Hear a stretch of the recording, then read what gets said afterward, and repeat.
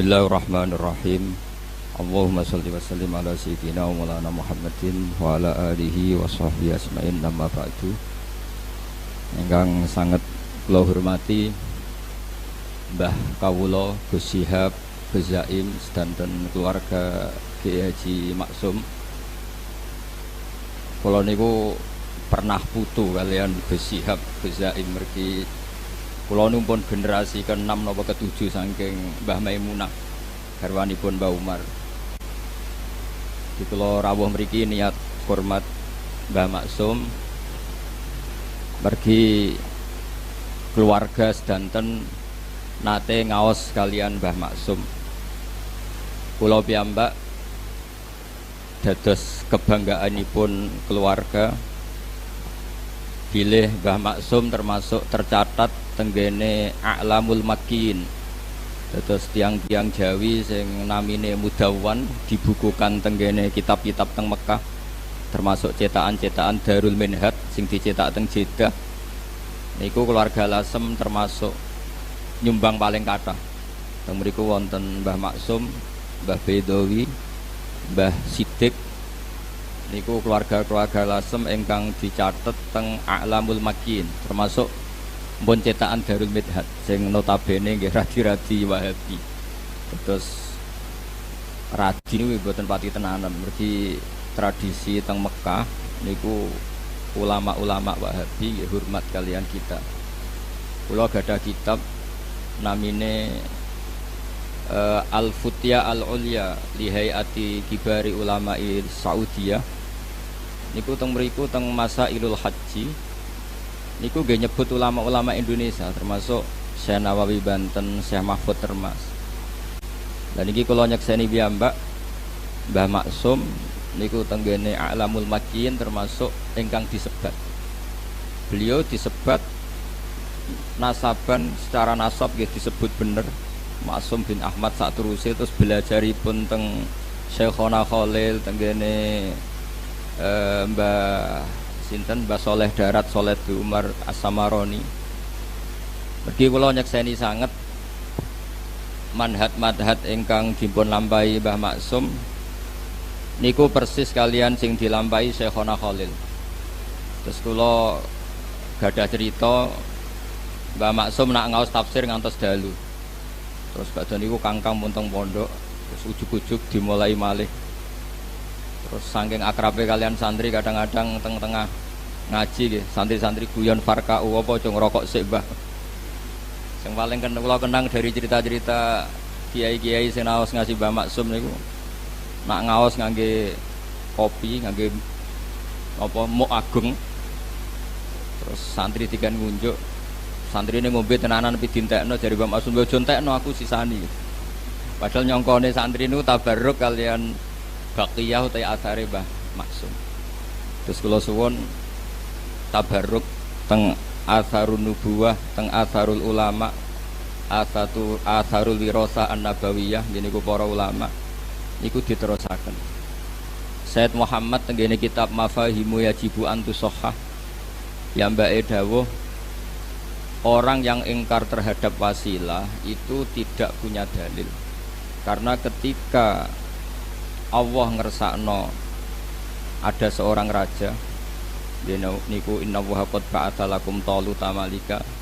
Ketika Talut dados raja niku diantara kepedeannya Talut, pede niku percaya diri niku inna ayata mulkihi ayyatiyakumut tabutu fihi sakinatum mir rabbikum wa baqiyatum mimma taraka alu Musa wa alu Haruna tahmiluhul malaikah. Terus Talut niku pede mimpin niku mergi gadah sunduk semacam kotak keramat niku cara mriki peti keramat sing teng mriku wonten baqiyatum mimma taraka alu Musa wa alu Haruna tahmiluhul malaikah. Terus cara Ki Jawa kira-kira nggih jimat ngoten. Nah sakniki jimate naga sastra disimpen mergo regane larang mboten perkara warisane Nabi. Nah riyen niku Imam Ahmad bin Hambal niku nggih nyimpen rambutnya Rasulullah Shallallahu Alaihi Wasallam. Niku zaman fitnah mihnatil Quran. Ketika ulama-ulama dipeksa kendarani Quran niku makhluk, niku rambut niku diomba ngambung kalian Imam Ahmad bin Hanbal. Khalid bin Walid niku ingin nyimpen sya'aratu Rasulillah sallallahu alaihi wasallam. Dan niku mutasil. Riyen wonten intelijen sing neliti Nabi Muhammad sallallahu alaihi wasallam, kekuatannya sampai mana.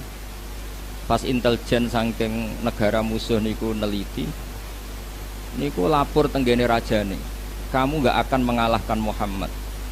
Karena Muhammad, ya tentu nyebutnya Muhammad karena mereka orang kafir. Muhammad tidak pernah berludah kecuali sahabatnya berebut ludah itu. Dan tidak pernah wudu kecuali kadu yaktatiluna ala wadu'i. Mereka hampir perang karena berebut sisa wudu. Wudu itu sisa wudunya Nabi. Dan ketika mereka Rasulullah cukur atau potong rambut, kadu yaktatilun, mereka hampir perang karena berebut sya'aratu Rasulillah sallallahu alaihi wasallam. Terus kula suwun teng mriki wonten ma'athiru wirasati Rasulillah sallallahu alaihi wasallam, yaiku Mbah Maksum sing kula asyhadu syahadatan sanate niku termasuk sanat ali. Mergi teng manaqibe Syekhina Khalil niku termasuk murid sing disebut Mbah Maksum. Teng masuk masaih Syekhina Khalil niku langsung Sayyid Zaini Dahlan. Dados menawi sanat kula misale kula Mbah Mun, Mbah Zubair, Ki Fakih Mas Kumambang niku Mbah Mahfud lewat Sayyid Abi Bakar Sato Sohibul I'anah nembe Sayyid Zaini Dahlan. Menawi Mbah Maksum berarti Mbah Maksum Syekhona Khalil. Syekhona Khalil itu menangi Sayyid Zaini Dahlan. Otomatis dia menangi sinten Syekh Nawawi Banten. Terus sanad tenggene teng Budi Lasem niku termasuk sanad Ali. Sanad Ali itu derajat Mbah Maksum Syekhona Khalil langsung Sayyid Zaini Dahlan. Terus kula niku cara pernah keluarga ngundang Gus Syihab Gus Zaim yo Mbah, cara pernah guru nggih malah buyut. Iki wau, misale kula Mbah Mun, Mbah Zubair, Ki Fakih Mas Kumambang, Mbah Mahfud, terus Sayyid Abi Bakar Sato nembe Sayyid Zaini Dahlan. Terus kula tok Sayyid Zaini Dahlan itu generasi ketujuh. Nah menawi Gus Zaim, Mbah Ahmad Syakir, ke Mbah Maksum, Syekhona Khalil, langsung Sayyid Zaini Dahlan, kinten-kinten kelima. Terus kula suwun tradisi-tradisi keilmuan, tradisi-tradisi tadwin nggih, membukukan manaqibul akhyar ini kedah dilakukan keluarga. Karena ngantos wonten aliran-aliran sing macem-macem niku sebabnya niku mboten merujuk Al-Kutubul Mudawwanah, tidak merujuk kitab-kitab sing ditadwin, sing mutadawal, sing di napa nggih wirasatan, jilan an jilin kabiron an kabirin. Terus memahami Quran sak karepe dhewe, mboten ngangge napa? Sanad. Padahal dawuhe para ulama riyen, inna hadzal ilma dinun fangzuru amman ta'khuduna dinakum. Ilmu iku agama, fangzuru amman ta'khuduna dinakum. Maka lihatlah siapa yang kamu ambil ilmunya. Pergi sebagian ilmu niku di luar dugaan akal. Kathah ilmu sing di luar dugaan apa? Akal. Misalnya ngeten, niki sing sering didawaken Mbah Mun. Ihdinas siratal mustaqim siratal ladzina an'amta 'alaihim. Kena apa kok ora ihdinas siratal mustaqim siratoka, dalan jejeg napa Gusti? Dalane jenengan. Niku boten ngoten dawuh pangeran. Mergo Allah niku la yaqulu wa la yasrab. Allah boten dahar, boten ngombe, boten sari. Sampeyan gak mungkin iso niru Allah. Mergo manusa niku hadis Allah qadim. Nak makhluk nirune ya apik makhluk. Sehingga niru kesolehan nggih niru Mbah Maksum, niru Mbah Bedawi, niru Mbah Sambu. Mergo ihdinas siratal mustaqim iku siratal ladzina an'amta 'alaihim. Terus nak wonten tiyang kok nyoal gunane syekh apa, gunane mursyid, gunane kiai itu mboten pati ngaji. Mulane pepatah tengene dunia tarekah orang sing man ta'allama bila syekhin fasayhuhu setan. Orang yang belajar tanpa guru sing mu'tamad niku gurune setan. Mergo Allah ndawaken dalan lurus iku dalane sapa? Ihdinas siratal mustaqim siratal ladzina an'amta 'alaihim. Terus selama orang itu manusia, maka dalam kebaikan itu pasti butuh master, butuh percontohan. Mergi nak mboten enten percontohan sing didawakan ulama, sing ditakwil kalian ulama, niku orang akan memahami secara salah. Kula memberi contoh secara gampang, niki sebagai fakhr kula, bangga kula teng Mbah Maksum. Rasulullah Shallallahu Alaihi Wasallam niku tofa rokiban, beliau tawaf itu rokiban sambil berkendara. Tapi semua ulama dawakan tawaf masyian, tawaf secara jalan itu lebih afdol ketimbang tofa nopo rokiban. Karena al ajru bi qadri ta'ab. Tapi umpama Rasulullah kok boten nate tawaf secara berkendara, maka kita tidak pernah tahu keabsahan tawaf secara berkendara. Akhirnya tiang-tiang sepuh yang pakai kursi roda, yang kita sepuh harus digendong. Ini ku buat nonton dalile. Tapi baru kayak Rasulullah nate tawaf rokiban, ini tiang-tiang sepuh yang ngasto kursi roda, ada dalilnya karena Rasulullah berkendara. Artinya ulama tahu bahwa ketika Nabi tawaf rokiban itu menjelaskan boleh, bukan menjelaskan afdoliyah status keutamaan. Maka dawuhipun Ibnu Hajar Al-Asqalani, Nabi tawaf rokiban itu wajib bagi Nabi karena Nabi punya kewajiban menjelaskan secara ilmu biar orang tahu kalau tawaf rokiban itu sah atau boleh. Begitu juga Nabi kadang waktu sholat itu namung istighfar salasan suman sorofa, istighfar ping 3 terus bar. Kadang maca subhanallah 33, alhamdulillah 33, wa akbar 33 terus wa yaqulu fi tamamim ni'ah wa akbar la ilaha illallah wa akbar. Nabi kadang wiridan sediluk itu wajib. Ben wong ngerti nak wiridan itu bukan wajib. Tapi nak sampean wiridan sediluk terus, itu keliru. Mergo ora tahu dadi rujukan. Tapi nak Nabi wajib, ben go iling-ilingan. Nak ngono iku mboten apa? Wajib. Wonten malih niki dawuh Fathul Bari, ini contoh pentingnya ulama.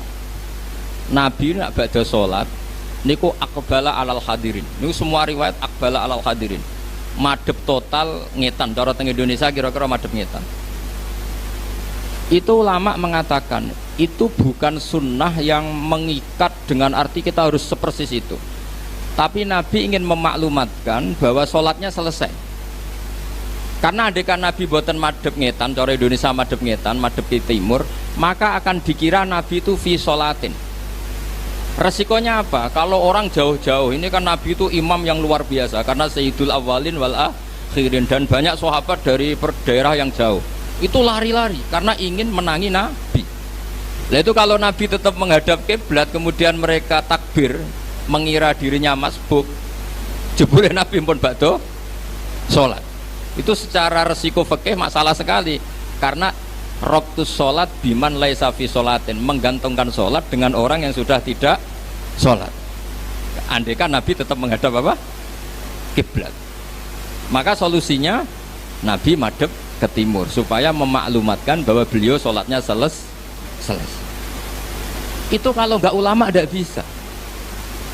Meskipun tentu baik orang yang habis sholat madhep ngetan karena sunnah Rasulillah baik. Sing madhep ngalor gitu baik.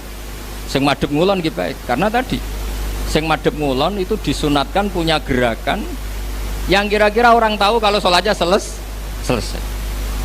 Makanya tradisi guru-guru kita kalau tetap madhep ngulon itu oleh istighfar, oleh wiridan sing khas setelah sholat itu dibanterno ben ngerti makmum itu atau orang lain bahwa beliau sudah tidak sholat. Terus ini tahmilan ulama niku penting sangat supaya orang maknani hadis itu mboten jumut, mboten kaku. Kayak apa Rasulullah handekan beliau tidak menghadap ke timur karena nanti dikira beliau fi sholatin. Kalau beliau fi sholatin dikira fi sholatin, orang yang datang Allahu Akbar niat makmum berarti apa? Menggantungkan sholat sama orang yang sudah tidak sholat. Itu secara status fikih masalah kan. Maka beliau untuk menunjukkan sudah sholatnya selesai menghadap timur. Sehingga dengan mahmal seperti itu, tahmilan fikih seperti itu, maka kita legowo. Ada orang yang setelah sholat tetap madhep kiblat. Bagaimanapun kiblat adalah afdhalul jihad. Ada yang menghadap ke utara, ada sebagian kiai yang menghadap ke timur. Semua itu al-amru wasiun, semua itu luas karena bisa dianalisis secara nopo L. Terus kula suwun ilmu niki sing wirasa saking Mbah Maksum nggih, karena kula baleni malih nggih. Mbah Maksum niku termasuk sanad ali. Mergo beliau menangi Syekhona Khalil. Syekhona Khalil itu langsung ngaji kalian Sayyid Zaini. Terus daerah mriki termasuk daerah sing banget barokah. Mergi riyen pernah buyut kula nggih, keluarga Lasem niku nate dados keluarga meskipun boten gadah turunan kalian Sayyid Hamzah Sato. Hamzah Sato niku bin Abdullah bin Umar. Umar niku kakak kandungnya Sayyid Abi Bakar Sato. Sayyid Umar niku gurunipun Ahmad Su'eb, gurunipun Al-Alim Al-Alama Ahmad bin Su'eb niku mbah kandungnya Mbah Maimun.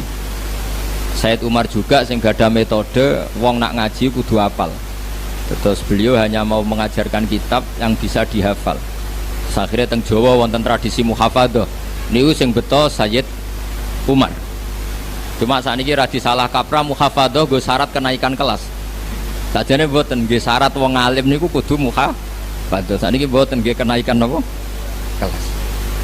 Nah Sayyid Umar niku gadah putra namine Abdullah, gadah putra jenenge Sayyid Hamzah Sato, uripe teng Sedan. Lah niku Sayyid Hamzah gadah mantu namine Sayyid Haidar. Haidar bin Hasan bin Sodaqoh bin Zaini Dahlan. Terus daerah Lasem, Sarang, Sedan niku wonten cicite Sayyid Zaini Dahlan. Niku Haidar bin Hasan bin Sodaqoh bin Zaini Dahlan. Niku mantunipun Sayyid Hamzah. Mulane alhamdulillah teng Sarang, Lasem, Sedan, Naruan niku kitab I'anatul Thalibin niku kados menu wajib. Mriki dibeto kalian pernah putu-putu kalian Sayyid Abi Bakar Sato. Terus kula suwun wirosa ngeten iki terus kula nganti sakniki guys sering maos kitab Hujjatul Ahli Sunnah wal Jamaah ingkang ditulis dening Bali Maksum. Riyen Bali Maksum ngaos kalian Badim Yati Termas. Badim Yati putrane dipondokno teng Mbah Maksum, sing Mbah Maksum putrane dipondokno teng Badim Yati. Badim Yati itu adik kandungnya Mbah Mahfud. Terus kabeh niku min haitsun nasab was sabab niku zuriyatam ba'duha min ba'd.